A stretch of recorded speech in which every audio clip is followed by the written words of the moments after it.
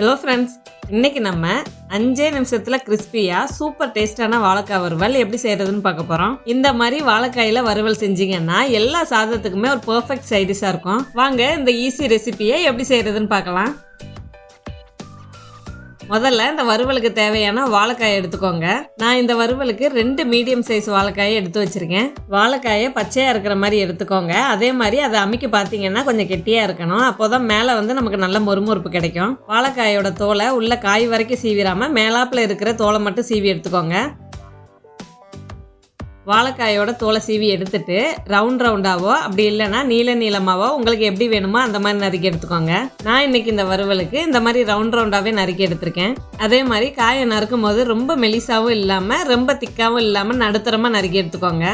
நம்ம ரொம்ப திக்கா நறுக்கணும்னா மேல அந்த மொறுமொறுப்பு கிடைக்காது. அதே மாதிரி ரொம்ப தின்னா நறுக்குனீங்கனாலும் சிப்ஸ் மாதிரி ஆயிடும். நம்ம நடுத்தரமா நறுக்கிட்டு வறுக்கும் போது மேல கொஞ்சம் மொறுமொறுப்பாகவும் உள்ள நல்ல மாவாவும் வெந்திருக்கும். நறுக்கி வச்ச வாழைக்காயை கருத்துறாமல் இருக்கிறதுக்கு தண்ணியில் போட்டு வச்சுப்போம். ஆனால் நான் இதை இன்னைக்கு சுடுதண்ணியில் ஒரு 2 நிமிஷத்துக்கு போட்டு எடுக்க போகிறேன். இந்த மாதிரி வாழைக்காயை சுடுதண்ணியில் போட்டுட்டு ஒரு 2 நிமிஷம் அப்படியே விட்டுட்டு வடிச்சு எடுத்தா வாயு பிரச்சனையே நமக்கு இருக்காது. வறுக்கும் போதும் வாழைக்காய் சீக்கிரமே நமக்கு வெந்து வந்துடும். சுடுதண்ணியில் சேர்த்த வாழைக்காய் ஒரு 2 நிமிஷத்துக்கு இருக்கட்டும். அதுக்குள்ளே இந்த வறுவலுக்கு தேவையான மசாலாவை ரெடி பண்ணிடலாம். அதுக்கு கொஞ்சமாக பூண்டு எடுத்துக்கோங்க. 2 வாழைக்காய்க்கு ஒரு 5-6 பூண்டு சேர்த்துருக்கேன். பூண்டு கூடவே கொஞ்சமாக கருவேப்பிலை இலையை சேர்த்துக்கலாம். கொஞ்சமாக சோம்பு சேர்த்துக்கோங்க. நான் ஒரு 1/2 டீஸ்பூன் அளவுக்கு சோம்பு சேர்த்துருக்கேன். இந்த 3ஐயுமே மிக்சர் ஜாரில் போட்டு கூட நீங்கள் அரைச்சி எடுக்கிறதா இருந்தாலும் எடுத்துக்கலாம். நான் ஒன்றும் பாதியமாக தட்டி எடுத்துக்க போகிறேன். இந்த அளவுக்கு நல்லா தட்டி எடுத்துட்டு தனியாக எடுத்து வச்சுருங்க. சுடு தண்ணியில் போட்டு வச்சுருந்த வாழைக்காயும் இப்போ நம்ம வடித்து எடுத்துக்கலாம். வடித்து எடுத்துட்டு வறுவலுக்கு தேவையான அளவு உப்பு சேர்த்துக்கோங்க.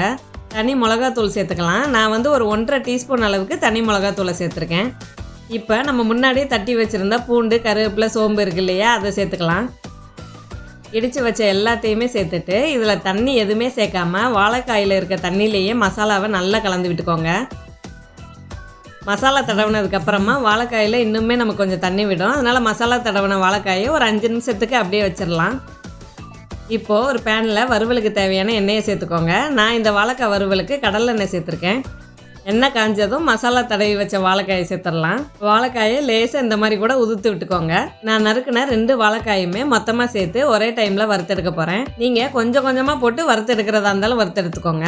வாழைக்காய் ஒன்றோடு ஒன்று ஒட்டியிருந்தால் மட்டும் கொஞ்சம் லேசாக தனித்தனியாக பிரித்து விட்டுக்கோங்க. ஃப்ளேமை மீடியமில் வச்சு ஒரு பக்கம் மட்டும் ஒரு 2 நிமிஷத்துக்கு வேக விடுங்க. ஃப்ளேமை அதிகமாக வச்சுருந்தீங்கன்னா வெளியில் மட்டும் சீக்கிரமே வெந்துடும், உள்ளே வேகாது. ஃப்ளேமை ரொம்ப கம்மியாக வச்சுருந்தீங்கன்னா வாழைக்காய் எண்ணெய் குடிச்சிரும். அதனால ஃப்ளேமை மீடியம்லேயே வச்சு வறுத்தெடுத்துக்கோங்க. ஒரு பக்கத்துக்கு 2 நிமிஷம் வெந்துருச்சு. இப்போ இன்னொரு பக்கத்துக்கு திருப்பி போட்டு ஒரு 1 நிமிஷம் மட்டும் வேக வச்சா போதும். நான் ஒன்று ஒன்றா இதை திருப்பி விட்டுருக்கேன். நீங்கள் ஒன்று ஒன்றா திருப்பாமல் மொத்தமாக அப்படியே வறுத்து எடுக்கிறதா இருந்தாலும் வறுத்து எடுத்துக்கோங்க. நான் வேக வச்ச வாழைக்காய் வறுவல் ஒரு 3 நிமிஷத்துக்கு நல்லா வந்திருக்கு. அதே மாதிரி பொன்னிறமாக மேலே கொஞ்சம் மொறுமொறுப்பாக வந்திருக்கு. இதில் கருவேப்பிலையும் சோம்பையும் நம்ம தட்டி சேர்த்துருக்கனால இந்த வறுவல் நல்லா வாசனையாகவும் இருக்கும். இதில் பூண்டும் சேர்த்துருக்கோம். ஆனால் நீங்கள் கடைசியாக கொஞ்சமாக பெருங்காயத்தூள் சேர்க்குறதா இருந்தாலும் சேர்த்துக்கலாம். நான் பூண்டு சோம்புலாம் சேர்த்துருக்கனால பெருங்காயத்தூள் சேர்க்காம பண்ணியிருக்கேன். இந்த வாழைக்காய் வறுவல் சூடான சாதத்தோட சாப்பிட்டீங்கன்னா ரொம்பவே ருசியா இருக்கும். முக்கியமா பருப்பு சாதம், மோர் குழம்பு, குருமா, தயிருக்கெல்லாம் ரொம்பவே நல்லா இருக்கும். இந்த ரெசிபி உங்களுக்கும் பிடிச்சிருந்தா லைக் பண்ணிட்டு சப்ஸ்கிரைப் பண்ண மறக்காதீங்க. இன்னொரு புது ரெசிபியோட பார்க்கலாம். தேங்க்ஸ் ஃபார் வாட்சிங்.